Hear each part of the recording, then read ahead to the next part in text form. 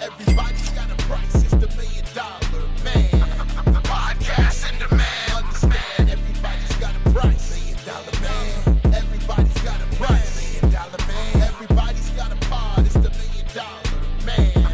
Podcast in demand. Understand, everybody's got a price. $1 million man. Everybody's got a price. What's up, everybody? It's Marcus D'Angelo, and we're back for another episode of Everybody's Got a Pod. And of course, I'm joined by the $1 Million Man, Ted DiBiase, the Hall of Famer. How you doing, brother?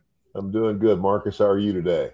I could not possibly ask to be better. It's man, we are rocking and rolling here on Everybody's Got a Pod. The YouTube numbers are way up, download numbers are up, everything's going great. Awesome.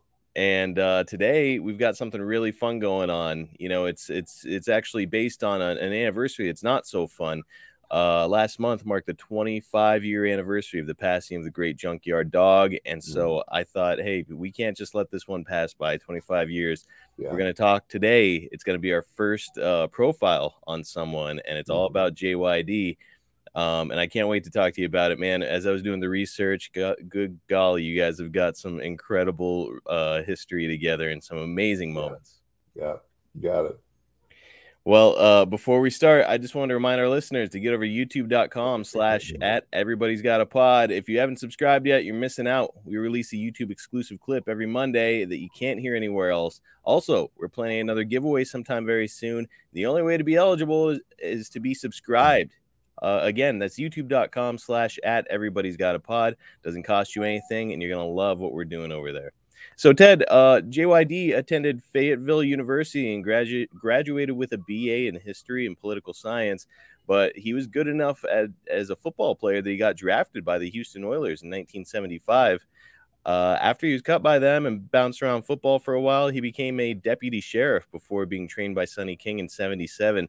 Ted, I know that you and Dog were really close. How much of this history did you know about? A little bit of it, but I didn't know. I'd never asked him, who had trained him. But okay, Sonny King. Okay, that's news to me. So you're digging into some history that even I didn't know. But now I know that you were a standout football player yourself. Did you know that he was in the NFL for a while? I did. I did know that he had gone to the NFL and he was there for a little while. Where on my part, I played for 3 years on scholarship for West Texas State. And I think we've talked about the history of West Texas State and how many professional wrestlers came out of there. Incredible. Largely due to the influence of the Funk family. But yeah, I played at WT for 3 years. And so the summer between my junior and senior year, like I said before, is when I was going to go try it. Dick Murdoch got me, he talked to Bill Watts, and Bill Watts said, sure, bring him in here, we'll start him. And by the end of the summer, things were rolling so good. And I was getting so much encouragement from everybody about, what my future looked like, that I just said, this is what I'm going to do. Why go back? Now at almost 70, I look back and go, you dumb butt. You had 1 year of college left. You would have had a degree. Even though you had never used it, you still would have had it. And what had, like, what if something had happened to me? What if because guys get hurt in this business all the time. Yeah. And you couldn't wrestle anymore. Then what were you going to do? And so anyway, but it is what it is. But JYD was a great guy and a great friend, and I just, the whole, I'll let you ask the questions. I'm interested to hear what you're about to say. Maybe we'll get there here, but before the end of the episode, there's certainly a lot to cover. He did some bouncing around in Memphis, Germany, Calgary. He had a lot of success in Stu Hart's territory before making his way to Louisiana at about the same time as Watts broke away from Leroy McGurk and started up Mid-South Wrestling, which would have been late 1979. Ted, when do you recall first meeting JYD? Were you there at this time? Yeah, okay.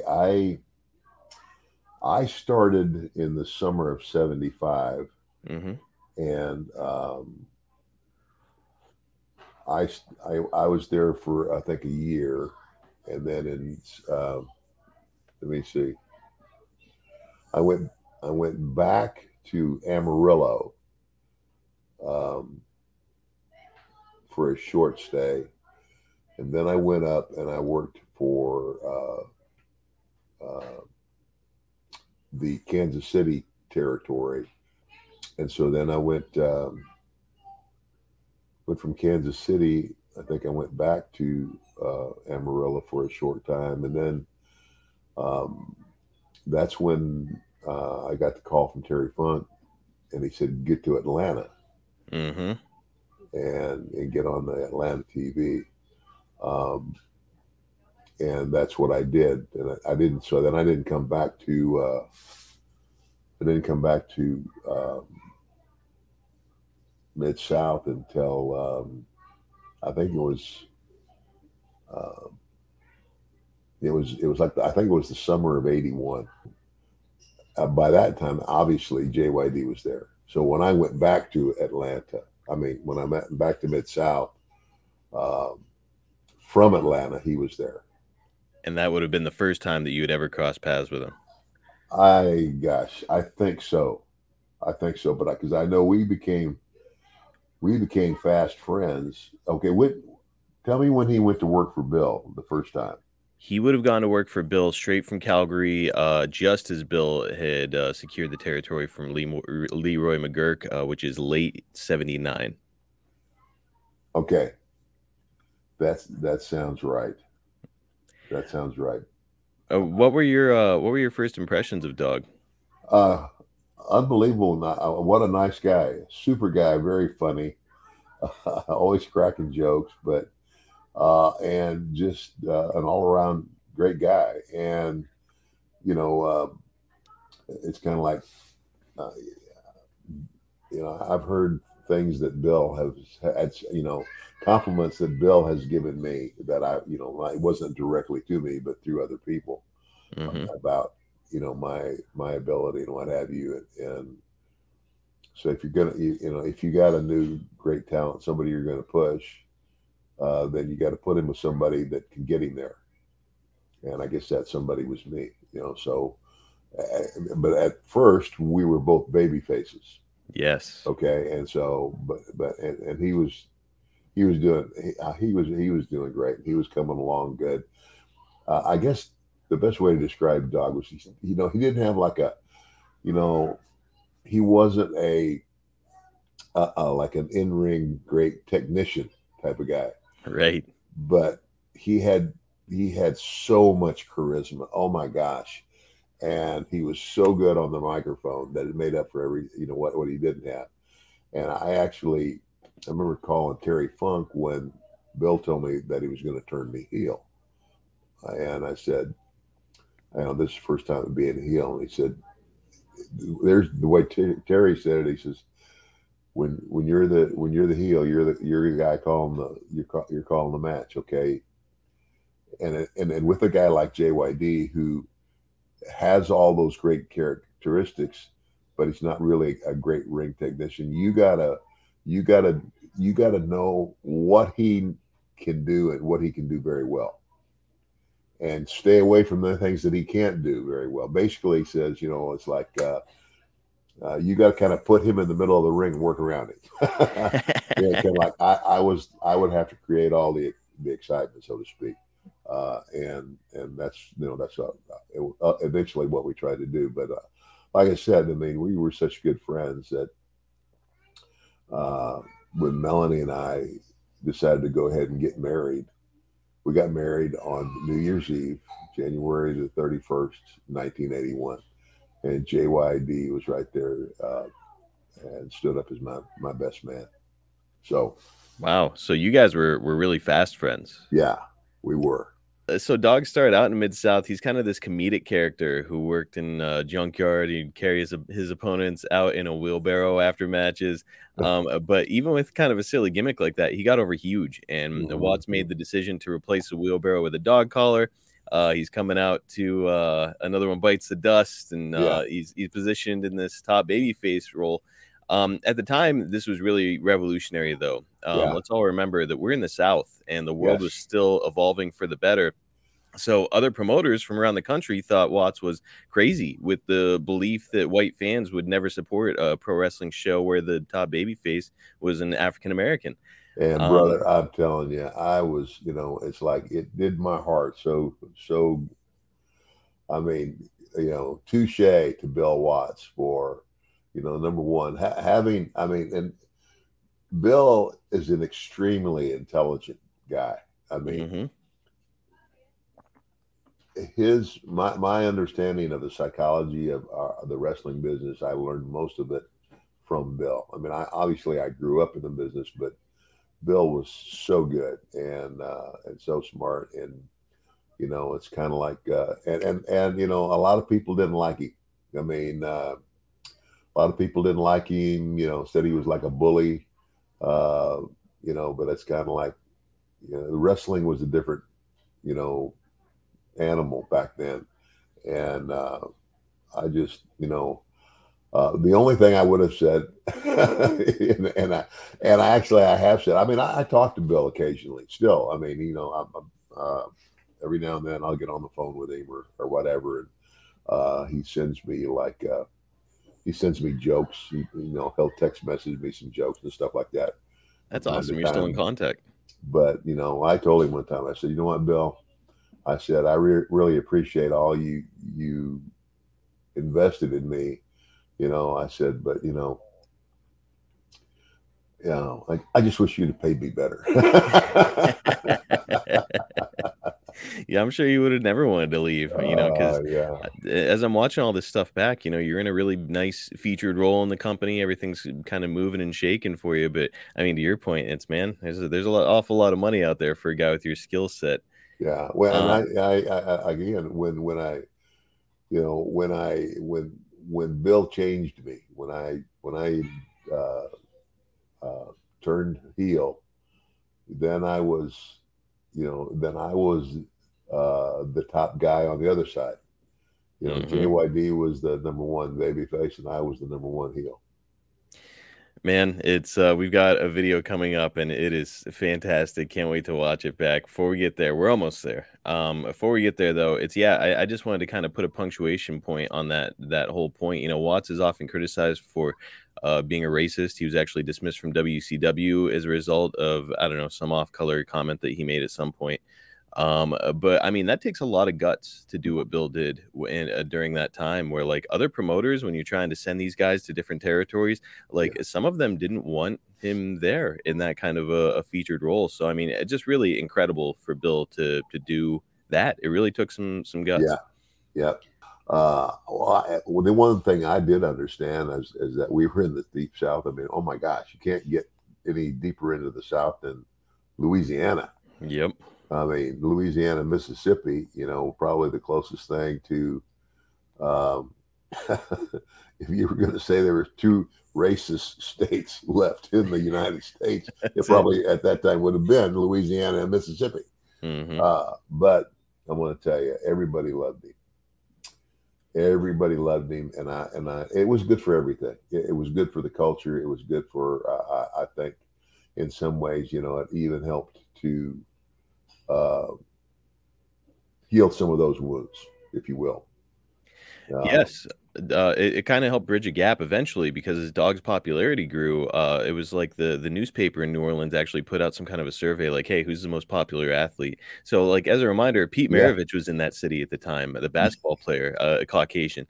Archie Manning, Peyton Manning's father, was the quarterback in that city at the time. And played football at Ole Miss. I mean, yep. He was from Mississippi.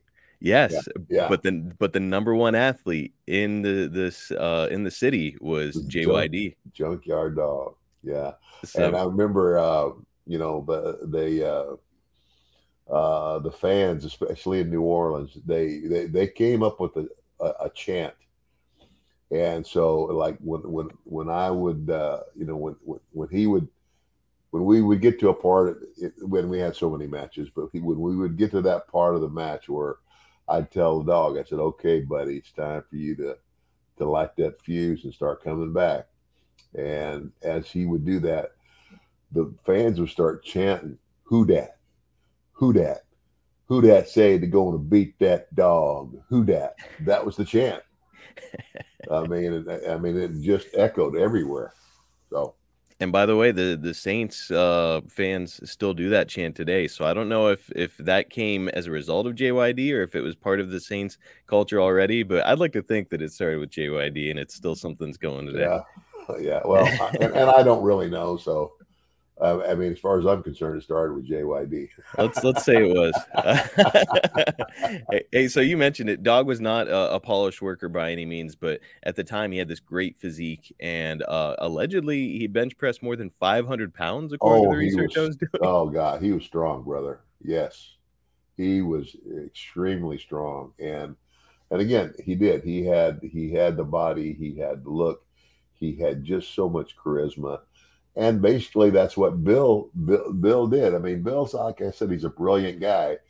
You know, you got a talent like that. You got to be careful who you put him in the ring with, because you got to put him in the ring with somebody that is going to, do what you want him to do, and that's get him over.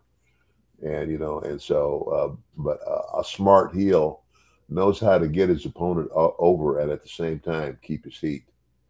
And yes, I knew how to do that. So man, I cannot wait to get into this. I actually saw it for the first time last night as I was gathering clips for this, and man, it's phenomenal stuff. Before we get there, one of the first really big angles that Dog was involved in centered around him being kayfabe blinded by Michael Hayes. Were you in the company for this story, and do you remember what kind of numbers it was doing? Oh gosh, I mean, it was crazy. It was, it was through the roof. I don't know. I don't have any statistics to tell you, but I mean, I knew we were doing unbelievable business. And oh my gosh, and it's kind of like, and the Freebirds, I mean, Michael Hayes and the Freebirds, they had to be real careful where they went and where, I can't remember. I think it was Terry Gordy told me about a story where they stopped somewhere to get gas and they wouldn't serve them. Get out of here.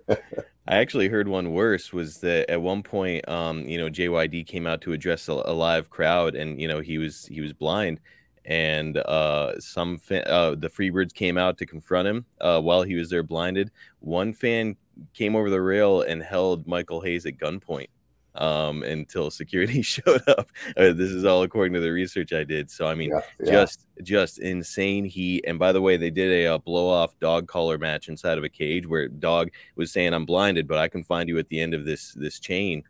And they drew in excess of 36,000 fans, which was just unheard of in the wrestling industry, especially for some guys that were still really young in the business at the time. And it was a reported gate of $183,000, which was the biggest up until that time ever. That was a Superdome. Yes. So if you want to talk about a popular athlete, I mean, we referenced it. JYD, we've said it here before, bigger than Elvis in Louisiana, was he not?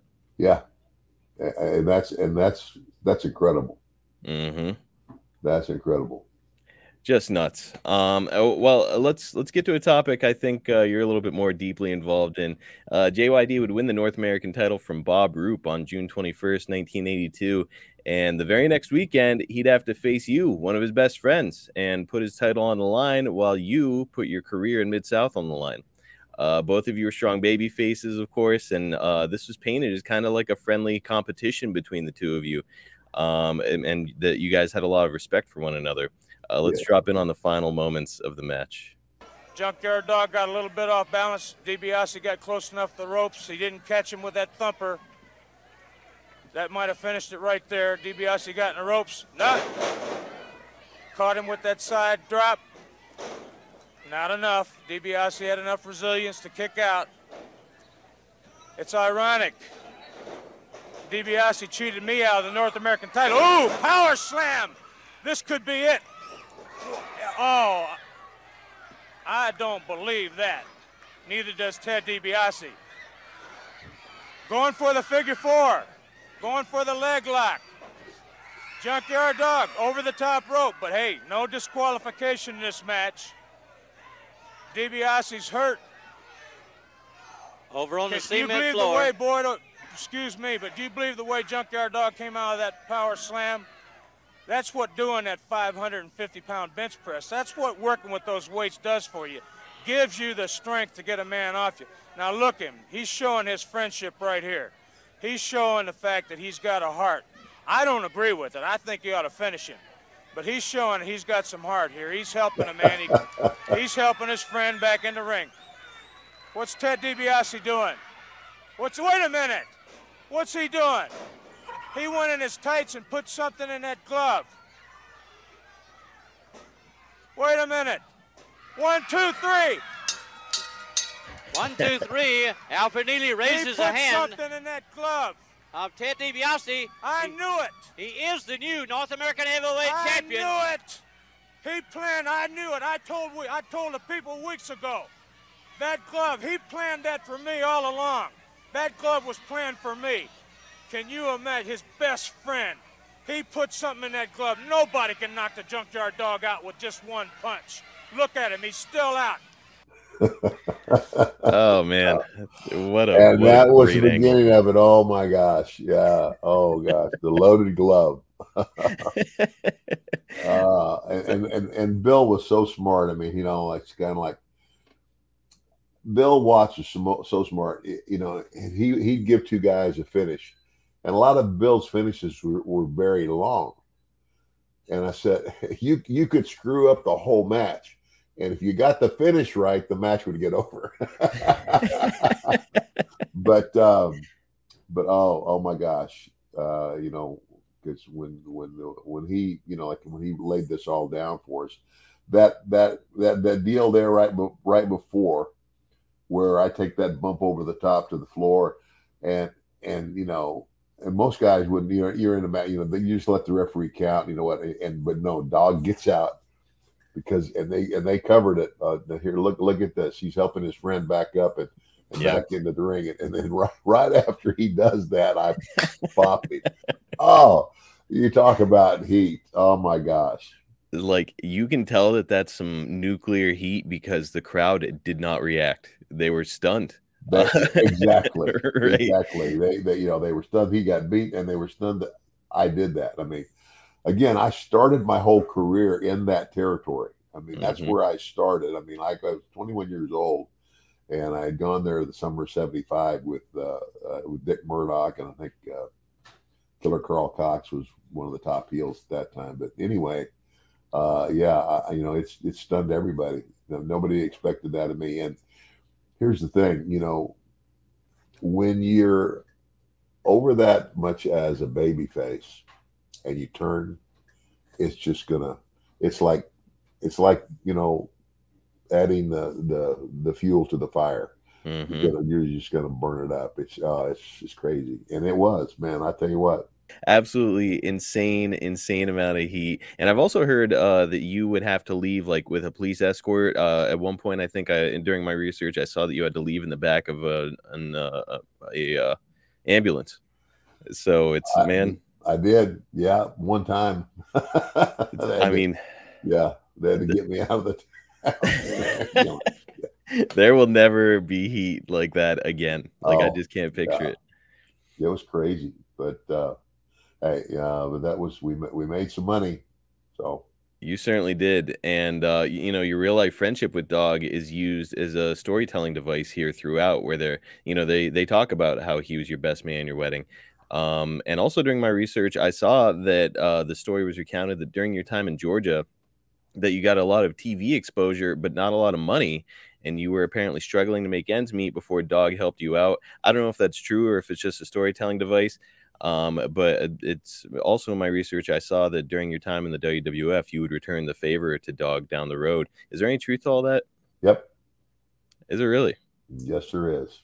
So it was, I had to get out of Georgia, man.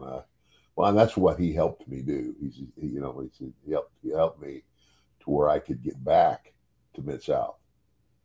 Man, good guy. Oh and yeah, loyal yeah, friend. And also absolutely. the other thing I'm seeing in my research is that he was generous with everyone. He would go out of his way to give money to folks who were in need, whether it's friends, fans, or just like a stranger that he would see out and about. Yes. You teamed with him, and you mentioned that you had traveled with him. Do you remember seeing him do this kind of thing along the way? Yeah, occasionally. I mean, it just just anywhere. I mean, it's got kind of like um, I remember one time we stopped somewhere. It was like a truck stop. Like it's a place to get gas, but it's also a place that's got a restaurant attached to it, and a guy there that was like just like you see, you know just begging for anything, and JYD got him up and took him in the restaurant and told him. He told the waitress, he says, let him order anything he wants, and I'm paying for it. Wow. Yeah. So, yeah, a great guy. Yeah, I couldn't have had a better friend. Man, And that's it. That's the other thing too. Is the other thing that made the heat so hot with me turning on him is that, I mean, it's a territory. It's kind of like a lot of people know. I mean, but the fans know a lot more about you in a small territory, and just it's kind of like, I mean, they saw us constantly together. We were constantly together, and either I'd drive or he'd drive, and we would have somebody ride with us. But um, it was just, I don't know. Yeah.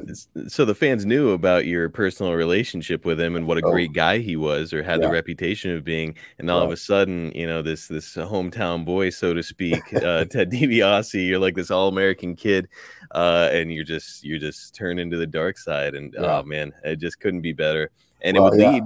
Oh, go ahead. Yeah, and that's it's twofold. It's number one, if I'd have turned heel on somebody else, I mean, it would have been hot because I had been a baby face, a good guy in that territory. I had left and I'd come back, and I'd left and I'd come back.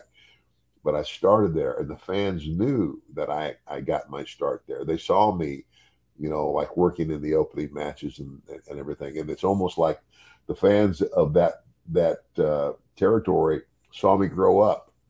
And so that made it even hotter. It's like, it's not only here's a guy that they all trusted and loved, and not only did I crush their belief in me, but and I did it with the hottest baby face in the territory. It was like the perfect storm of circumstances Yeah, to kick you down the road as this heel that, I mean, and then for the rest of your career, it's you were essentially a heel and made an awful lot of money doing it. So just really cool that this was sort of the beginning of it all, and it would lead to you joining, of course, the Rat Pack. And to one of the most lucrative house show runs in the history of the company. It would build to a loser leaves town match, which Dog would lose thanks to that damn Jim Duggan dressing in a gorilla suit and interfering to cause Dog to lose. So we're going to be doing a future Rat Pack episode where we're going to talk about the whole thing. But for right now, Ted, this led to the arrival of an alter ego for Dog just a week later. It was televised in early November. Let's have a look at this. And now a non-title event for one fall with a 10-minute time. All right. In the red corner at 268 pounds from Omaha, Nebraska, the North American heavyweight champion, Ted DiBiase.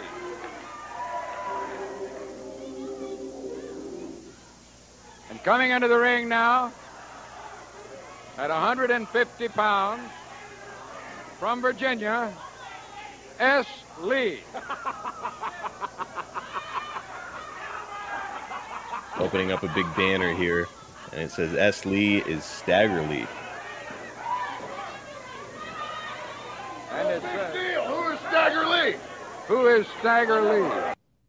All right, so I had to actually cut the audio here briefly because there's some copyrighted music that's playing as Stagger Lee makes his entrance. But yeah, Ted's in there with a kid who looks like he goes about 120 pounds soaking wet. They've opened up a banner that says S. Lee is Stagger Lee, and now the crowd is reacting, and so is Ted as somebody comes out here to the ring, and he's wearing a mask, but he looks awful familiar. Stagger Lee. S. Lee is Stagger Lee and DiBiase. He seems really upset, and I know he is. Stagger Lee out there rocking and rolling. If I believe my memory serves me right, JYD referred to one Stagger Lee as a man who used to beat him up and steal his milk money on the bus when he was in school. And there is Stagger Lee. Like I said, JYD had a premonition of what they had in store for him. And therefore, he must have had Stagger Lee in the wings. Because Stagger Lee just put something in that mask, and he hit. There's a foreign object in that mask, and that DiBiase is out on the floor with his head ringing, and Stagger Lee had just whipped him and then just dumped him. And it says, "Is it me? Stagger Lee is the victor." We'll be back with more action after this important message. Just fantastic stuff. It's of course JYD under a hood. They're barely trying to conceal it, but man, it's fantastic. What do you remember about this, Ted?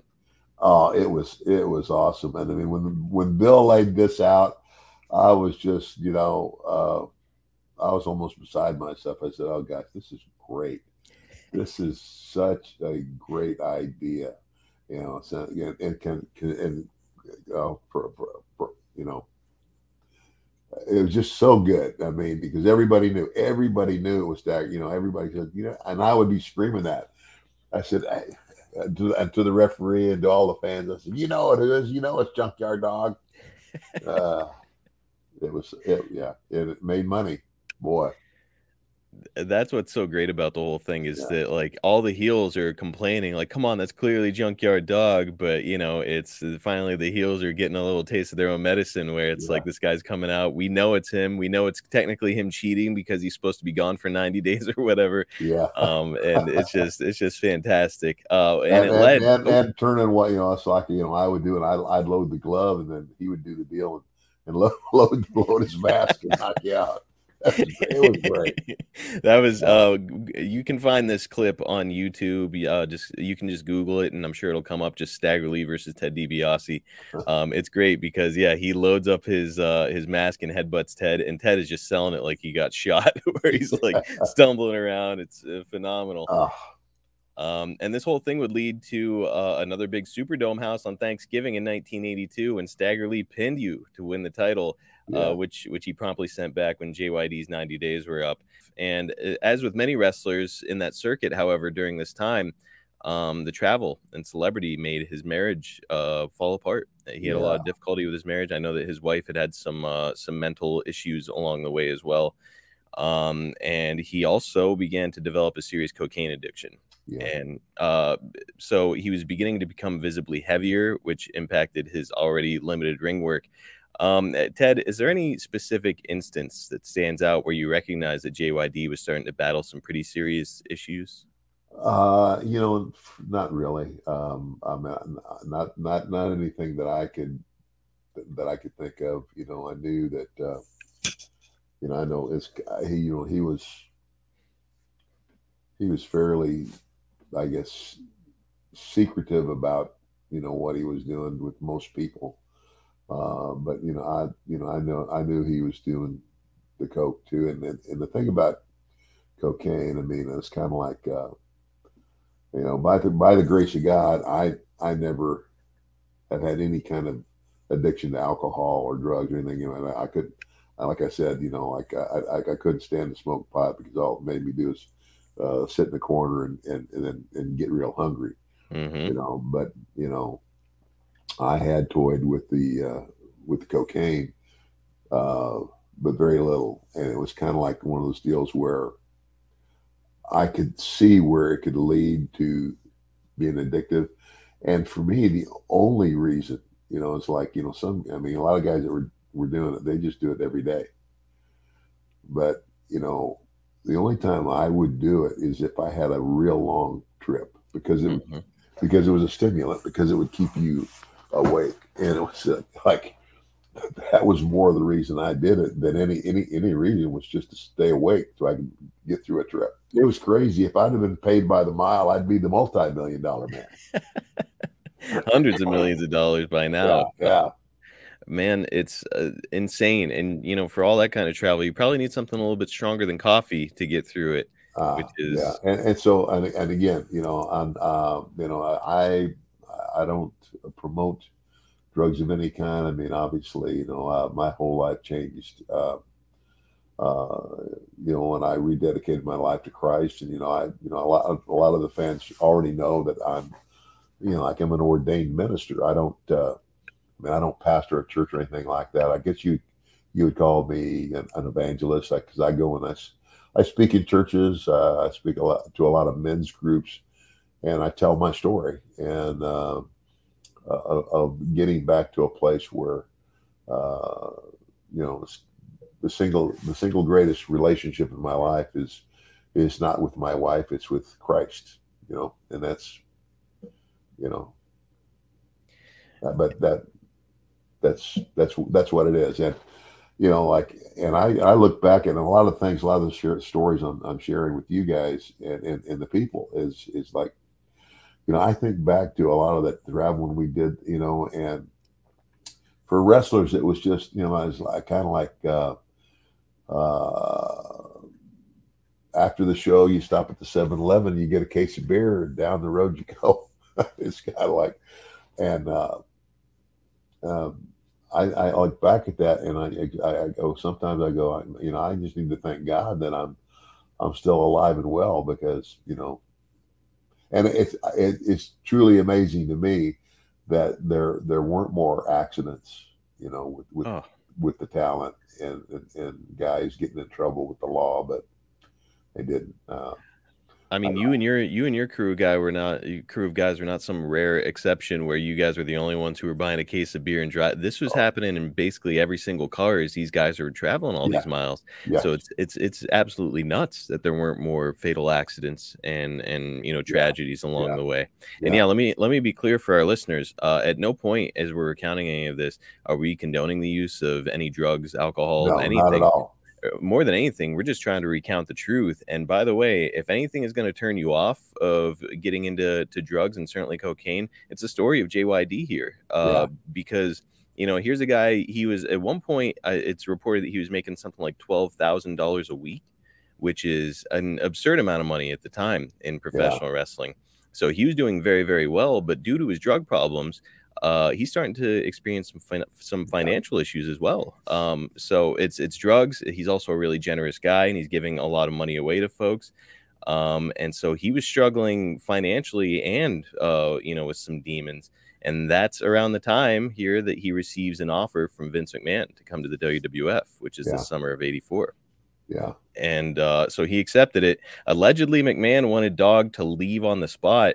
So he's gone with no warning, leaving a string of no-shows and suddenly appearing on WWF TV. Apparently, Watts was pretty bitter about the whole thing and started burying JYD on his TV. And Ted, I have to imagine... Oh, go ahead. Well, and, you know, and to Watts's credit, you know, to have been treated so well, you know, and I get it. I mean, it's kind of like the JYD you're looking at then is not the same guy I knew.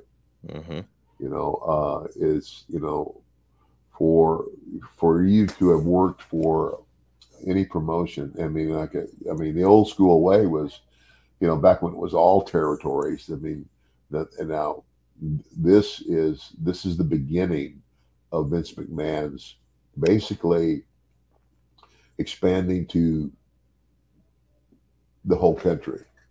In other words, the WWE was, you know, I mean, and I think, you know, he went around to all the promoters. This is true. He went around to all the promoters of all the territories and said, "Here's what I'm about to do.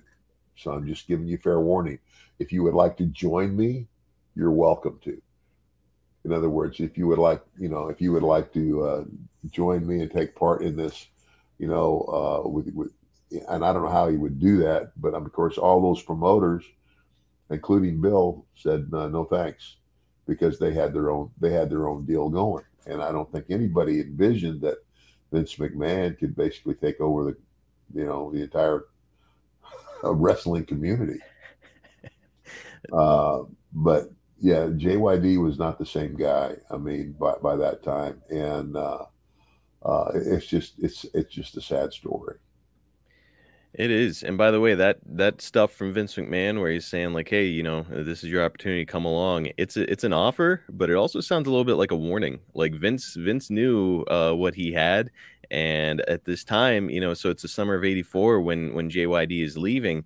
Just as a frame of reference, in January, Hulkamania started. So this territory is really, really beginning to pick up some steam. There's a lot of money exchanging hands up there, and JYD sees an opportunity to go and cash in, and he burned some bridges here in Mid-South to go and do it. Now, Ted, I have to believe that this would have been really tough for you, because on one side, it's one of your best friends moving on to a company that's growing rapidly, and he's got some opportunities to make some great money. On the other side, he's leaving the company that you work for in a really rough spot. What do you remember about how you felt about JYD at this time? And I don't know if I don't know, Marcus, if I was there when he left. Was I? Now that I think of it, summer of '84, you would have been working in Georgia Championship Wrestling. Yeah. See, because I remember that's when Terry Funk got a hold of me, and he said, Teddy, he says, you need to get back on Atlanta television. He said, because your name's in the hat. There's 3 names in the hat: Ric Flair, Dusty Rhodes, and you. Potentially,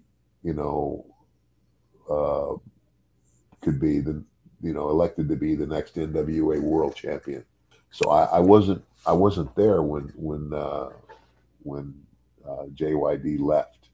I was in Georgia, and I was kind of shocked when I heard about it too, that he would leave in that way. That he just no notice, no.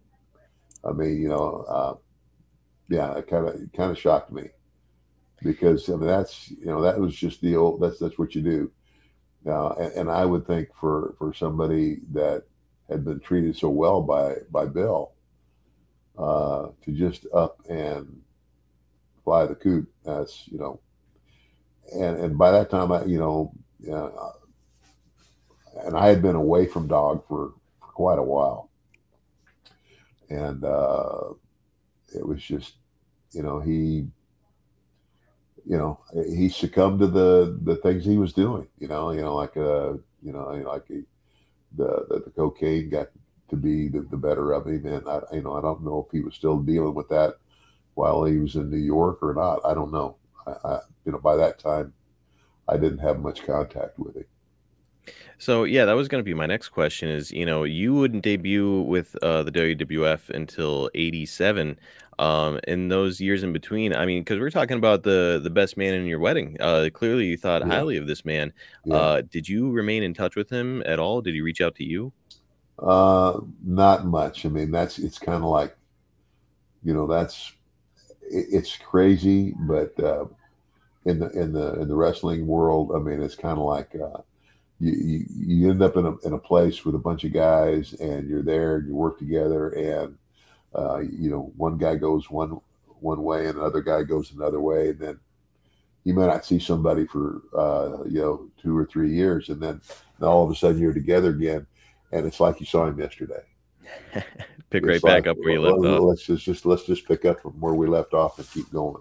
It's he's getting used primarily in kind of a comedic mid-card role here in the WWF, which is fine, and he's doing a great job with it. He's making good money, so certainly nothing wrong with it. Just not the same as it was, with this wild, insane success that he was having in Louisiana. Yeah. And I am curious, when you do arrive in the WWF, did you spend much time with him, travel with him, anything like that? Well, I didn't go to the WWF until '87. Right, and he was there until late '88. and so we you know, I mean, because of the structure of things, you know, we, you know, obviously when we could be together, we were, but a lot of times, I mean, because of the expansion and the way Vince was booking things, it wasn't like everybody was in the same place on the same night. I mean, he had a crew here, there's a crew here. You didn't ever know where you were working, but the only times that we were all together would be the TV shoots. Because Bill was doing. I mean, Vince was doing the same thing back then.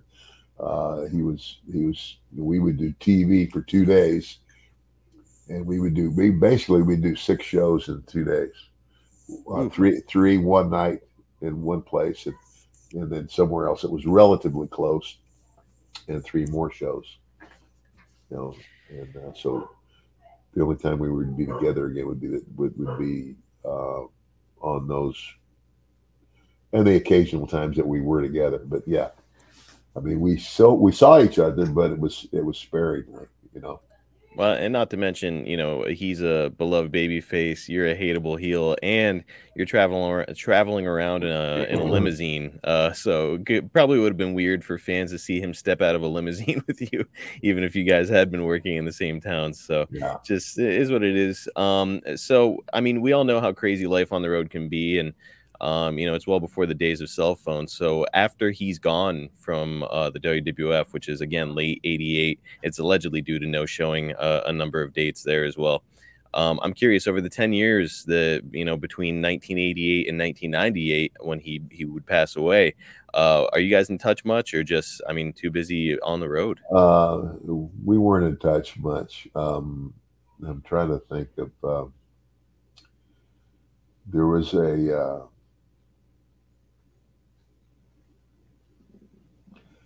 I can't remember, Marcus. There was one occasion where we saw each other, and I can't remember where it was now. And we had a chance to chat, and I just encouraged him. I was, it's kind of like I felt bad. I felt bad for him. Mm-hmm. This might jog your memory a little bit. I know that you had begun, by the time you made it to WCW, you had begun, working as a minister and going in and talking to churches and whatnot. And I believe that you would reach out to JYD to talk to him about, kind of using him as an example of like, hey, look, you can turn to this life. And, JYD, he was this, that, he was on top. And then he had this difficult fall from grace. So according to the research, it was said that you reached out to him and talked to him about that, and he gave you his blessing to use that as an example. Does that ring a bell for you? Yes. Yeah. Okay. It does. It does. And of course, he understood too, where he had been, and I guess from from the heights that he had, where he had been, and then where he was at that time. So yeah, we did have that discussion, and I'm trying to think.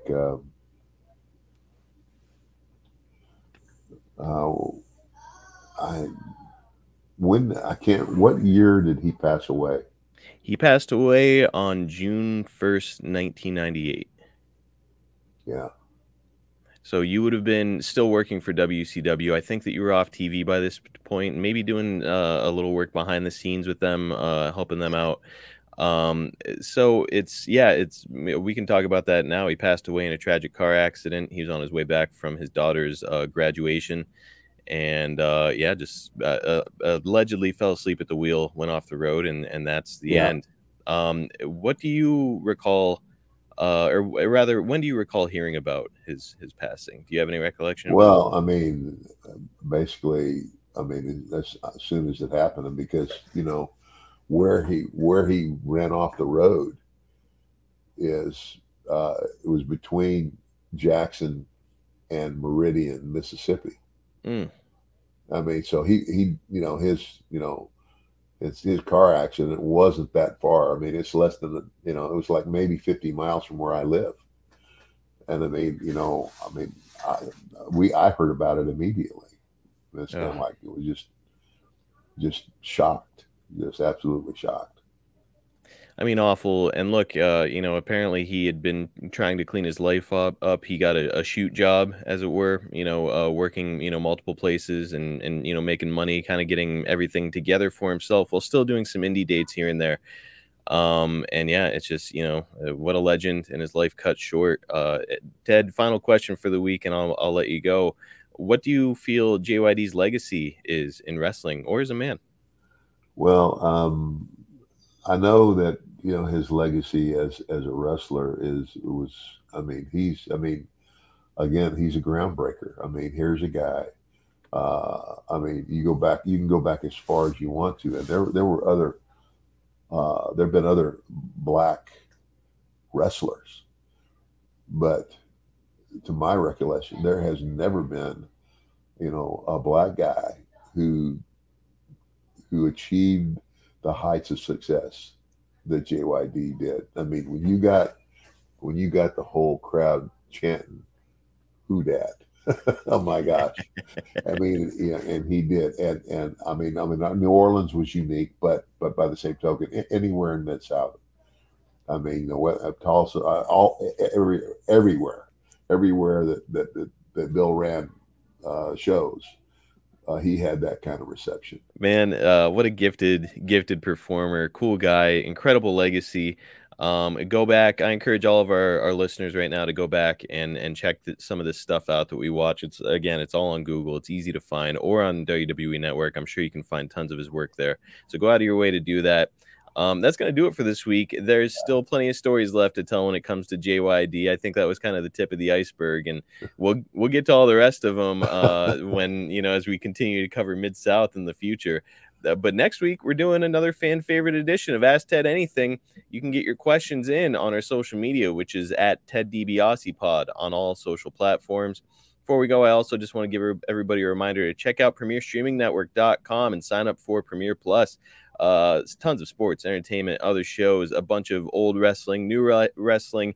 And, if you're a fan, you really can't do much better than Premier Streaming Network. I can essentially guarantee that you're going to love what you find over there. If you're enjoying our show and you're listening on your podcast app, please take a moment to like, subscribe, and leave us a 5-star review, because that helps us out a bunch. Ted is on social media. You can find him at MDM Ted DiBiase on all his social media platforms. Follow me at Marcus P. D'Angelo on Twitter, and follow Premier Streaming Network at Watch on Premier on Twitter, and at Premier Streaming Network on Instagram and Facebook. Man, Ted, this was a real blast. It's a tragedy that his life was cut short, but gosh, what a legacy JYD left behind. Yeah, he really did, and I think he opened the door, I think, for people of color everywhere, and the thing that makes it even bigger is that he did it in Louisiana and Mississippi. And incredible. Kudos to Bill Watts for having that, the vision to do that, because he definitely did the right thing. And the guy, we all, I could tell you, we could have a whole hour-long conversations about the stupid stuff I did in my life too. But by the grace of God, I smartened up, and I will forever love JYD. He was a great guy. And I guess as we go, always remember, everybody's got a price for the $1 Million Man. Guys, we will catch you next week right here on Everybody's Got a Pod.